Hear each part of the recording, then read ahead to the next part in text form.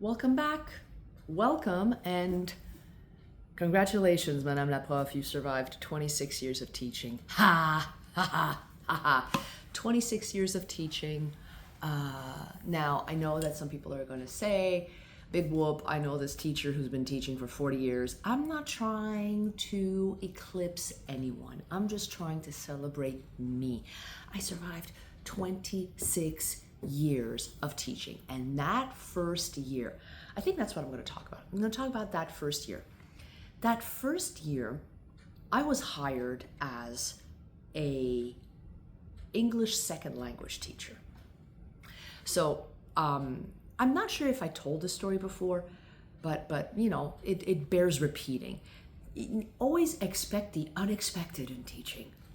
You never know what's going to happen. So I had sent out my resume to a bunch of different schools and school boards, and this was the fall of 1998. And even over the summer, I had sent some resumes out, and I was expecting, because our professors at university kept on talking about this teacher shortage. Oh, there's going to be a big demand. Teachers are retiring. You'll see, they'll be begging for you to work for their school. Okay. So I sent my resume out to two school boards and a bunch of private, semi-private schools, because they were in my area. So, you know, go with what you know. So I sent my resume to these schools, and 5 out of the, and this was back in 1998. So it wasn't by email. It was through regular snail mail. So I got letters back from 5 out of the 10 places, all saying thanks but no thanks. The other 5 never even bothered responding. So okay, and at that point I said, well, I'm gonna have to find a way. So finally, one of the school boards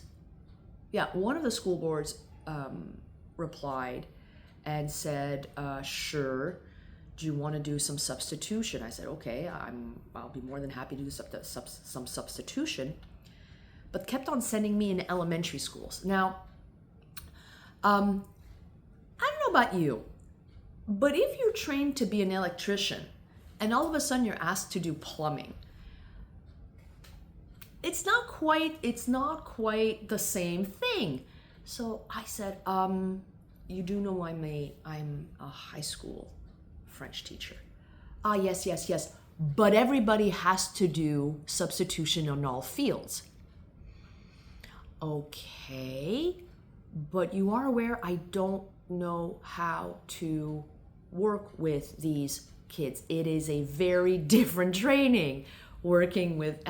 So after a disastrous first subbing contract, I think it was grade 1 or grade 2, I asked the lady who kept on sending me and calling me up for subbing contracts.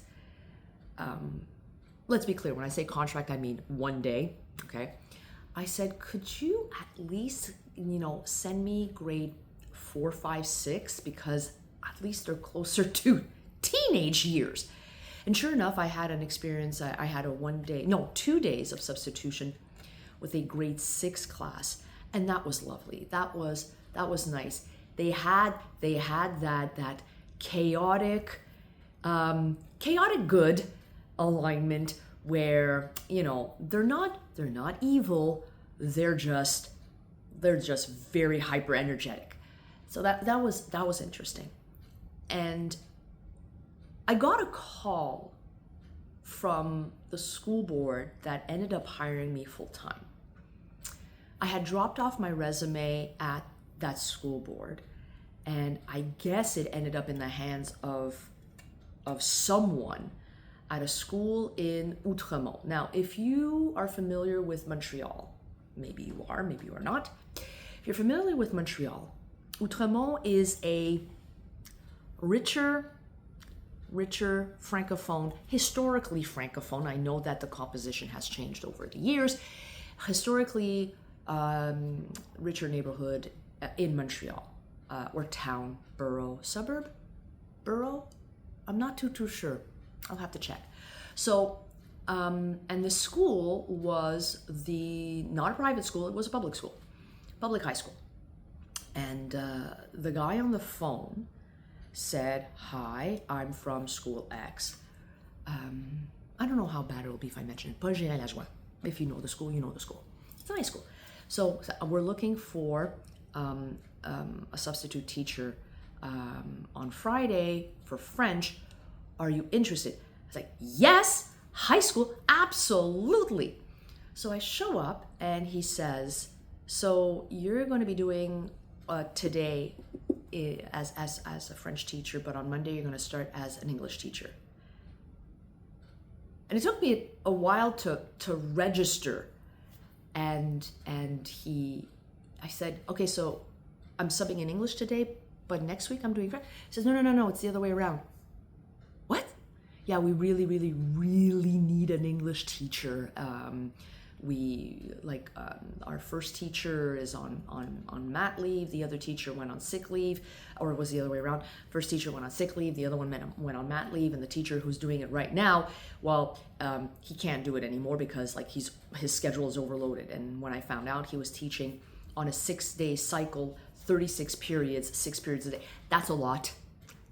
So he basically said we need an English teacher. I was a bit confused. But then in the end, I said, "Hey, I'm getting a contract. Yay." So I show up on Monday, the following Monday. My first teaching day was the 10th. It was the day I was teaching French.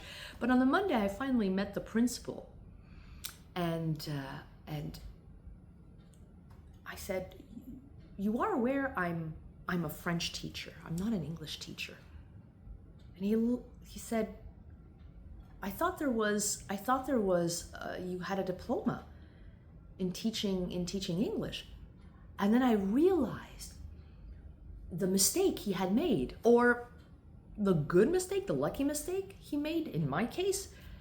He misread my resume and saw that I had a TOEFL certificate, teaching overseas. Teaching English overseas as a foreign language.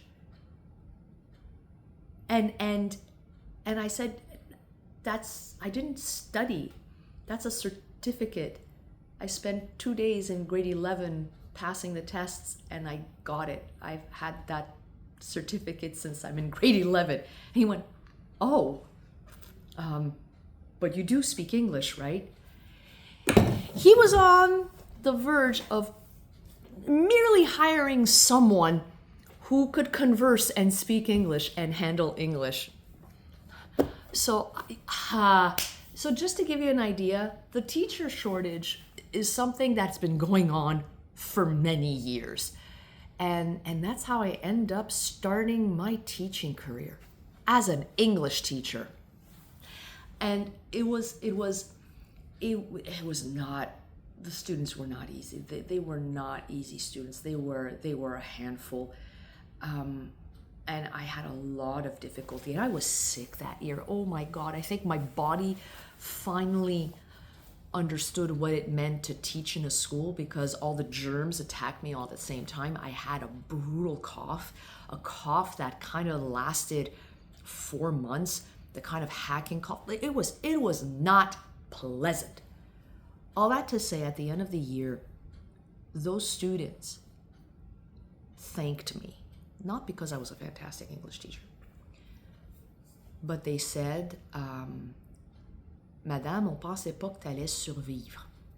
On pensait que t'allais nous quitter comme les autres l'ont fait."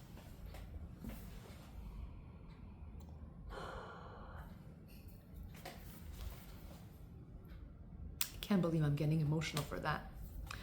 But yeah, they were happy that I stayed the course, that I stayed with them the whole year. So yeah. So always expect the unexpected, and yeah. So yay me. Stay safe. If you are in the area where I live, be safe on the roads. It's not pretty. Have an awesome day.